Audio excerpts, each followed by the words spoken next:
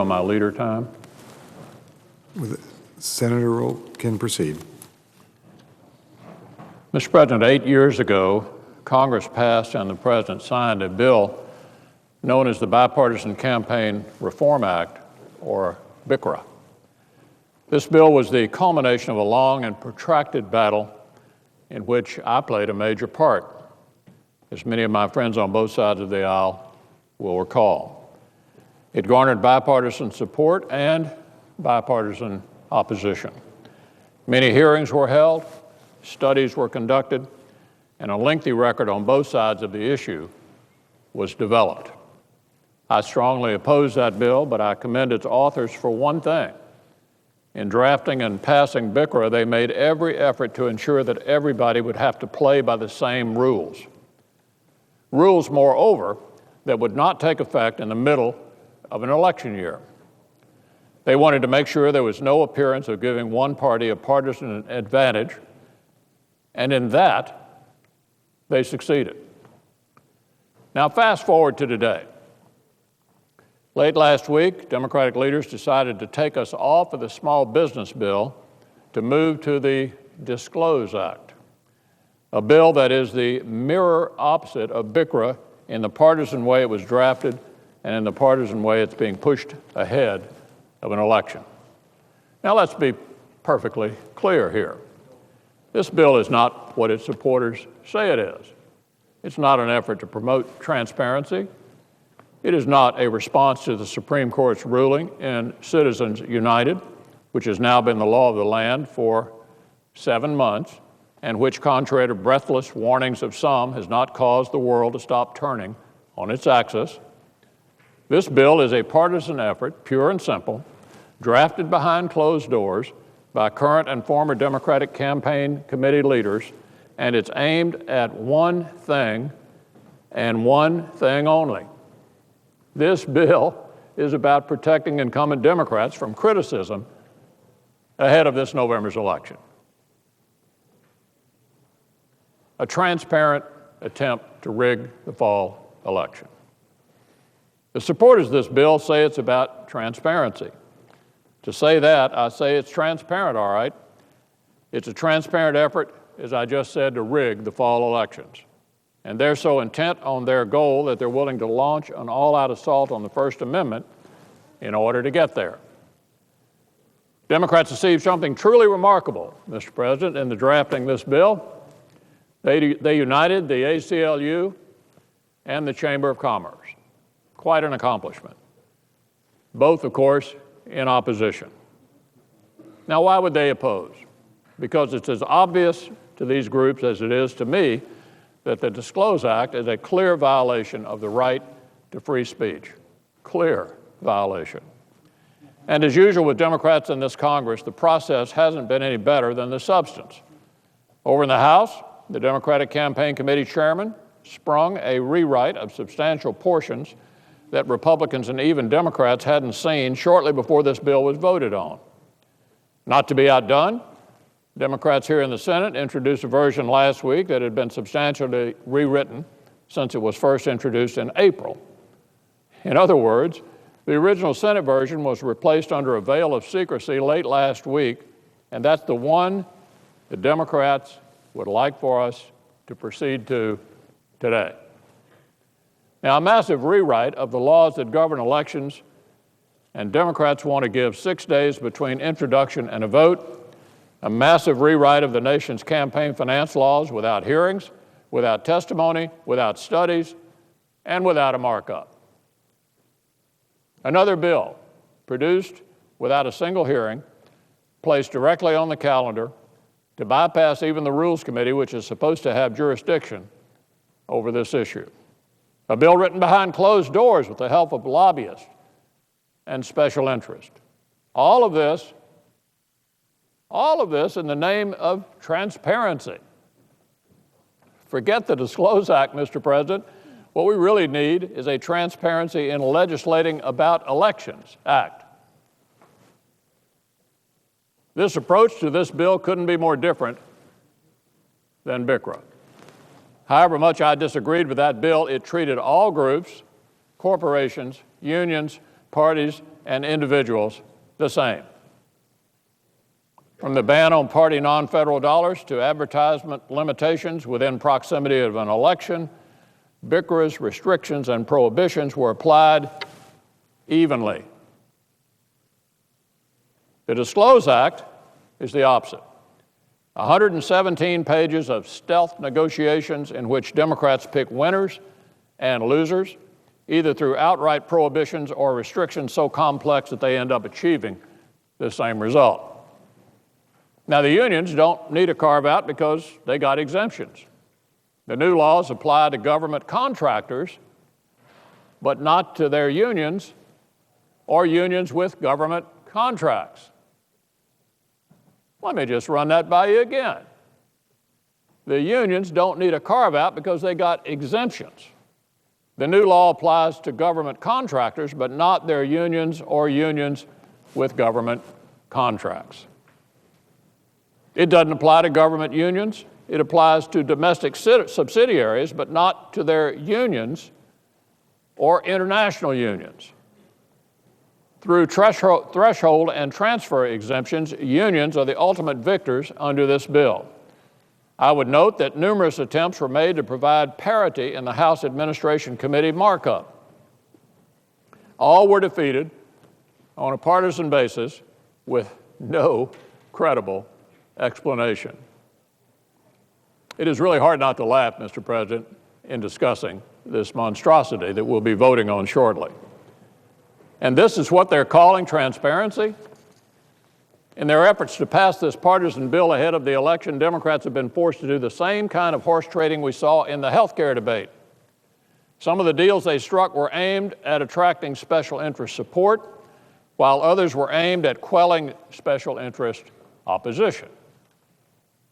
In the end, they came up with a bizarre carve-out construct that grants First Amendment freedoms to the chosen ones.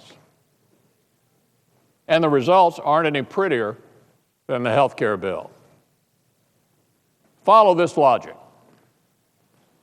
The exemption applies to 501c4s with 500,000 members in all 50 states, plus Puerto Rico and the District of Columbia, in existence for 10 years, who received less than 15% of their money from corporations or labor unions.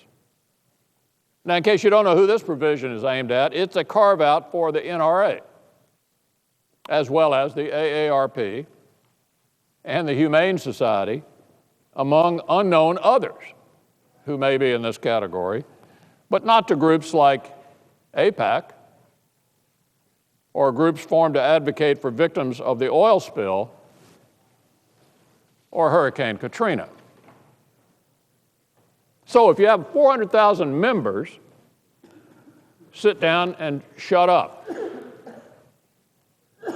If you were founded in 2002, nice try, sit down. If you don't have the ability to recruit members in every state, zip it, shut your mouth. These are the contortions the authors of this bill had to go through to get it this far. Worse still, the DISCLOSE Act mandates that its provisions shall take effect without, again, it's hard to go through this bill without breaking into unrestrained laughter. It mandates that its provision shall take effect without regard to whether or not the Federal Election Commission has promulgated regulations to carry out such amendments. This, of course, will have the practical effect of paralyzing those who want to participate in the political process.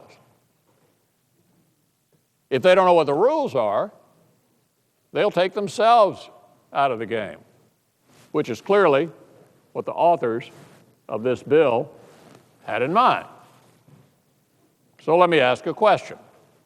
All of these new reporting obligations, filing requirements, certification mandates, and transfer burdens are to occur, but how? How? Are there magic forms out there that we don't know about? Do folks write emails to the FEC, the FCC, or the SEC? Maybe we bring back telegrams or use a Harry Potter owl or the Pony Express. Under threat of criminal sanctions, this provision is a clear message from the Justice Department to anyone covered by the new restrictions in this bill. Go ahead and speak. Make my day. Lastly, Mr. President, recognizing the important constitutional questions at issue with BICRA, and everybody on both sides of that debate knew that there were important constitutional questions involved, an expedited judicial review provision was included in that bill and subsequently used. But not so in this one. In order to make sure this bill isn't held up by something as inconvenient as a challenge on First Amendment grounds, its authors have made sure no court action interferes with their new restrictions this election cycle and maybe even the next one as well. They add multiple layers of review, no provision addressing an appeal to the Supreme Court whatsoever, no time limits for filing, and no congressional direction to courts to expedite. Again, the goal of the proponents of this Speech Rights Reduction Act is abundantly clear. Slow the process and secure new rules that help incumbent Democrats for the upcoming elections and for the foreseeable future. Now, the one goal here is to get people who would criticize them to stop talking about what Democrats have been doing here in Washington over the last year and a half. Need to shut those people up, and need to shut them up real fast here before the upcoming election. The authors of the bill labored behind closed doors to decide who would retain the right to speak, in direct defiance of what the Supreme Court made clear this past January, when Justice Kennedy, writing for the majority, said, quote, "We find no basis for the proposition that in the context of political speech, the government may impose restrictions on certain disfavored speakers." What could be more clear? We find no basis for the proposition that in the context of political speech, the government may impose restrictions on certain disfavored speakers. End of quote. Not exactly an ambiguous holding. But that is, of course, precisely what the DISCLOSE Act does. It imposes restrictions on speech. And I would note that the one category of speakers upon whom the so-called reformers have bestowed the greatest speech rights in this bill are, of course, the corporations that own media outlets. So a company that owns a TV network, a newspaper, or a blog can say what they want, when they want, as often as they want. BICRA was debated over the course of many years. Its authors also recognized the importance of not changing the rules on the eve of an election, which is why the legislation went into effect the day after the 2002 midterm elections. The DISCLOSE Act is the opposite, seeking to achieve exactly what BICRA avoided. This legislation has an effective date of 30 days after enactment. If it weren't already obvious that this bill is a totally partisan exercise, the effective date should be proof positive. And those, Mr. President, are the facts. Now, I must admit, it's been a few years since I was in law school.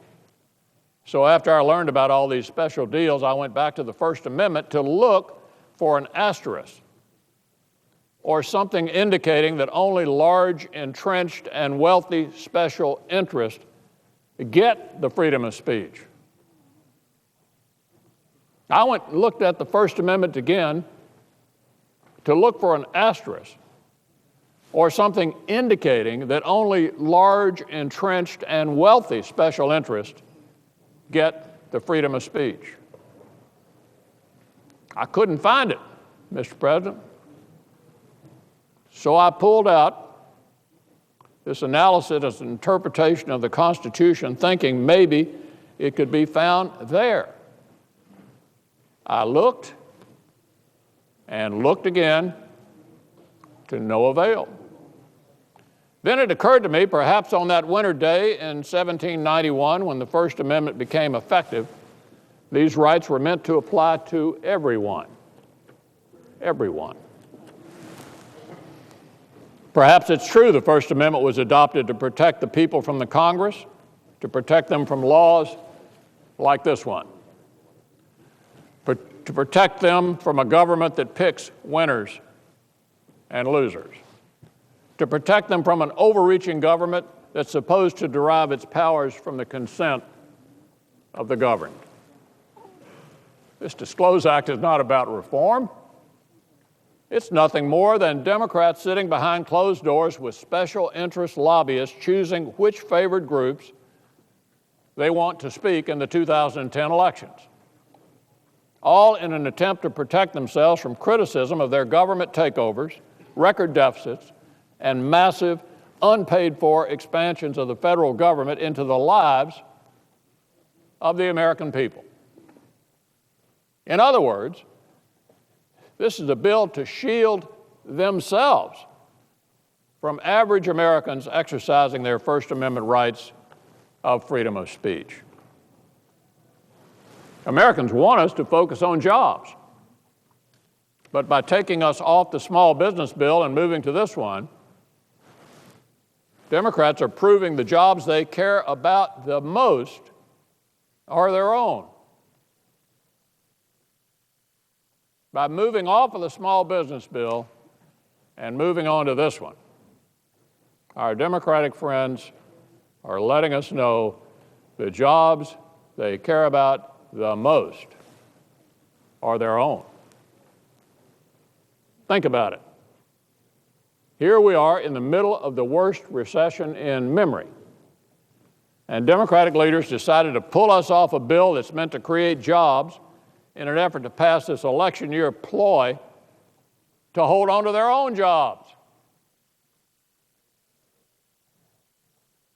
What could be more cynical than that? A yes vote on this bill will send a clear message to the American people that their jobs aren't as important as the jobs of embattled Democratic politicians. In closing, let me just note that hundreds of ideologically diverse organizations oppose this bill and have provided us with valuable information on its various absurdities.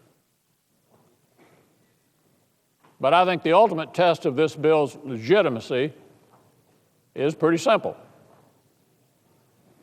If the Founding Fathers were here, they'd remind us.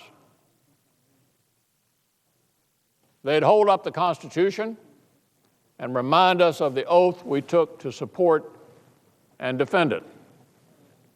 As members cast this vote today, they'll come to the well and look at the desk to see what the well description says. The sheet of paper that sums up what this vote is about. On the Democratic side, I'm sure it will include words like transparency and disclosure, and talk about the threats to democracy if the bill isn't passed. On our side, Mr. President, it will be simpler. The copy of the Constitution will serve as our well description. And more importantly, it will remind us of why we are all here. We're here to protect the Constitution, not our own hides. Mr. President, I yield the floor.